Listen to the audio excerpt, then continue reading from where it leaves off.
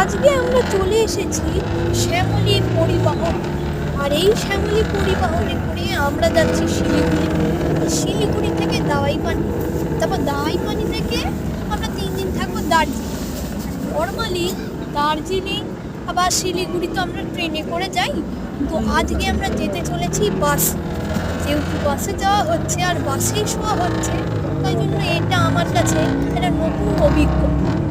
আমরা প্রথমে এসপ্ল্যানেডের বাস স্টপে উঠেছি, তারপর ওখান থেকে এই শ্যামলী পরিবহনে চড়ে আমরা তো অবাক। যা যা ক্লিন অ্যান্ড নিট, যা স্পেশিয়াস আর যা সুন্দর দেখতে। এই দেখুন একবার দেখাচ্ছি পুরোটা, এবং কতটা স্পেশিয়াস এত ভাবতে পারে না। আর এখানে শোয়ার যে কত ব্যবস্থা দেখে সত্যিই অবাক।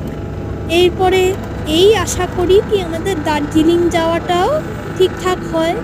আমরা এর পরের ভিডিওতে সব আরও দেখাবো। আজকের জন্য এইটুকু।